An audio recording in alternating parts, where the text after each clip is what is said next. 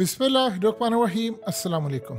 पाकिस्तान की सूरत हाल का अंदाज़ा आप लगा लें कि कौम सड़कों पर हैं, बिजली के बिल जलाए जा रहे हैं, चीनी का मुल्क के अंदर इतना संगीन बहरान है। लेकिन अब आपको बात हकीकत टीवी की समझ आएगी कि खुफिया जो मुआहदे हुए हैं IMF के साथ, जो कौम के साथ नहीं शेयर किए जा रहे, अब उसका असर आपको नजर आएगा। पेट्रोल की कीमतें पाकिस्तान में बढ़ने जा रही हैं और 12 से 15 रुपए तक, आपको 15 रुपए तक कीमतें इसकी बढ़ती हुई नजर आएंगी। और इस दफा पाकिस्तान की कौम जिंदा ज़ॉम्बी बनने वाली है। और ज़ॉम्बी जब होते हैं, यानी असल में इस वक्त सूरत हाल ये है कि अगले कुछ अरसे के अंदर पेट्रोल पंप वीरान होने वाले हैं। वीरानी किस बात की?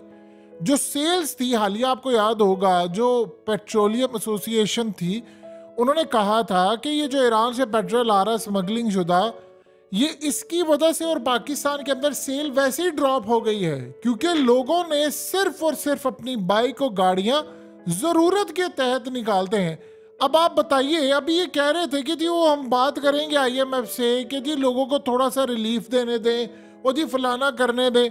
अभी तो आपको पता ही नहीं है कि हो सकता है हमने IMF से कमिटमेंट ये की हो कि 400 रुपए का आपने पेट्रोल लेकर जाना, और कहानी टोपी क्या करवाते हैं, ओ जी इंटरनेशनल सतह पर देखिए ना कीमतें गिर रही हैं, डॉलर का रेट बढ़ा है। तो किसने रोकना था डॉलर का रेट?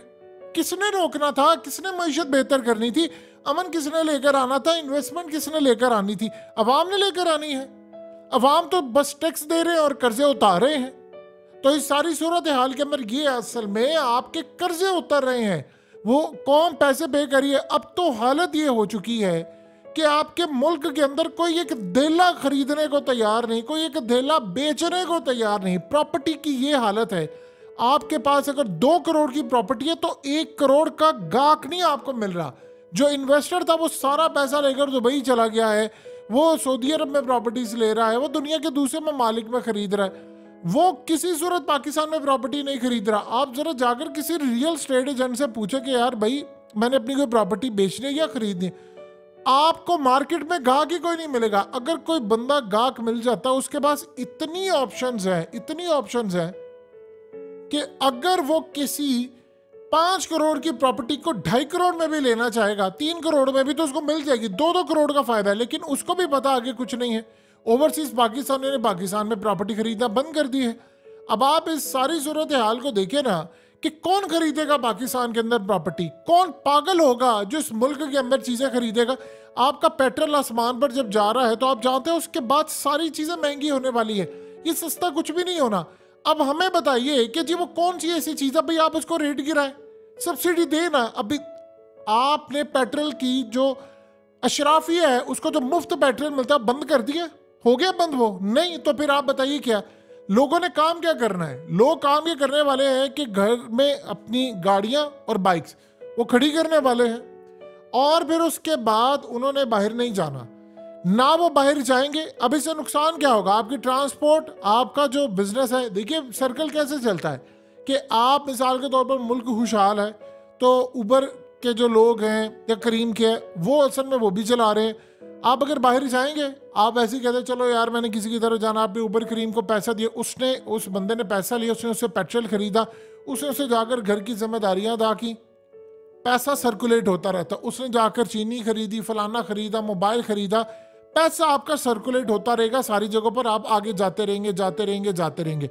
इसी तरह पूरे मुल्क में चलता है। जब आपने खरीदारी बंद कर दी, लोगों ने जाना छोड़ दिया, मिसाल के तौर पर गाड़ियां पाकिस्तान के अंदर लोगों ने खरीदना बंद कर दी, सेल जो है वो 90% ड्रॉप हो गई है। पेट्रोल उसके बाद आपका 80% ड्रॉप हो जाएगा क्योंकि लोग कहेंगे भाई हमने तो जाना ही नहीं है। तो बताइए बाकी सूरत हाल क्या रह जी? जो गाड़ियों वाले तो ना घरों में गाड़ियां खड़ी कर दी हैं, और आप जानते हैं उसका क्या नुकसान हो रहा है? जो वर्कशॉप्स हैं, वर्कशॉप्स में जो काम हो रहा है, लोगों ने उसको छोड़ दिया कि वो उनका काम ही नहीं चल रहा। ना वर्कशॉप्स का काम चल रहा है, ना आपके मुल्क के अंदर टूल्स बिक रहे हैं, ना आपके मुल्क के अंदर पेंट बिक रहा है। कोई चीज आपके मुल्क के अंदर बिक नहीं रही। तो बताइए फिर करना क्या है?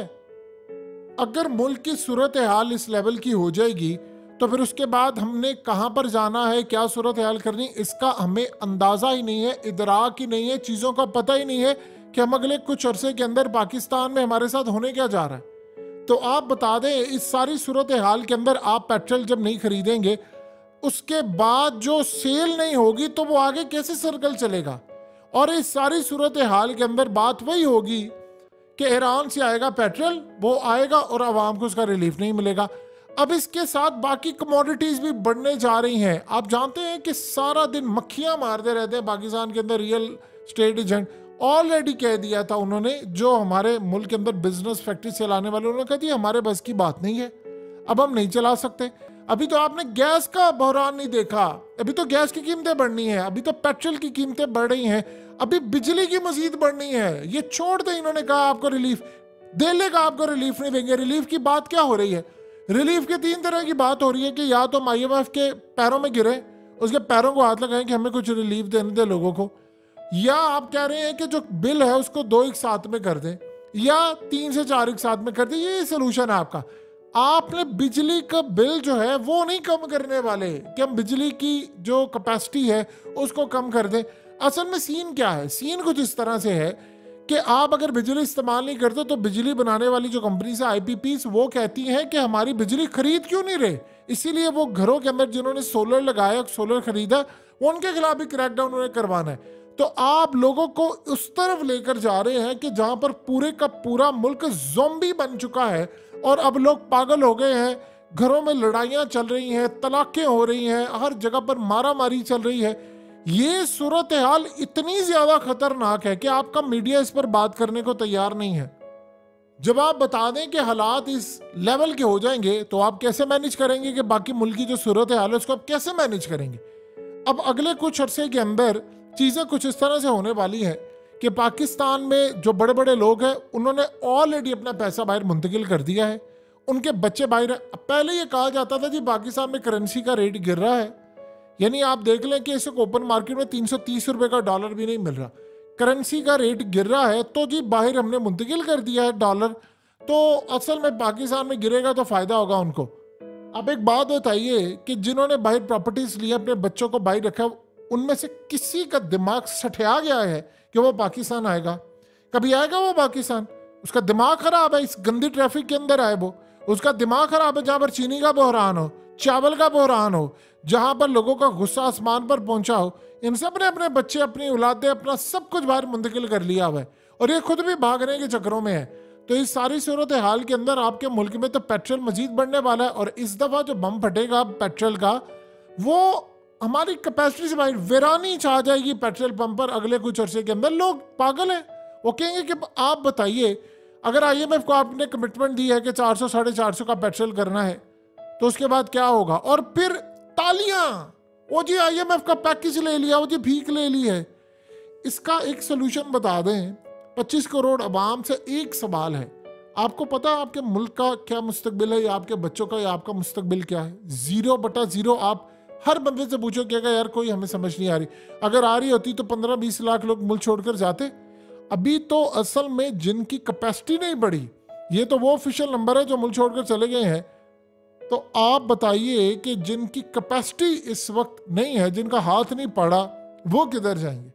लोग अब ये नहीं देख रहे कि हम परदेश में जाएंगे, माँ बाप से दूर है, फलाने से दूर है। वो कहता है यार निकलो इधर से, भागो इधर से, निकल सकते हो तो निकल जाओ, क्योंकि अगर आज नहीं निकलोगे तो कल भुगतोगे।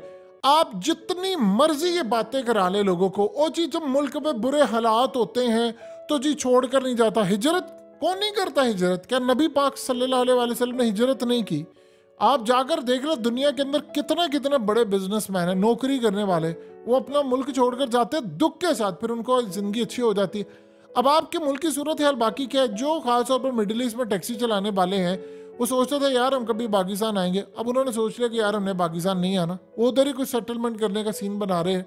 ये आपके मुल्क की सूरत हाल है। पेट्रोल आपने फिर बढ़ा दिया और इसके बाद भी 20, 25, 30 रुपये भी बढ़ना है।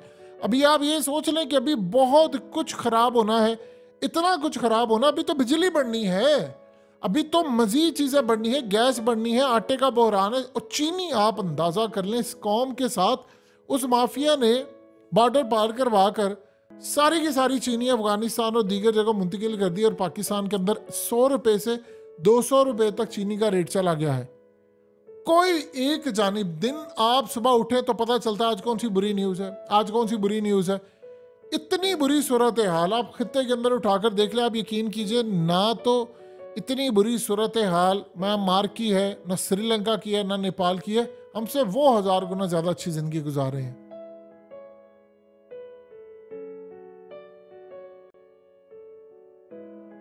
हकीकत टीवी को सब्सक्राइब करना मत भूलें, वीडियो को लाइक करें, शेयर करें और कमेंट सेक्शन में अपनी राय का इजहार जरूर करें।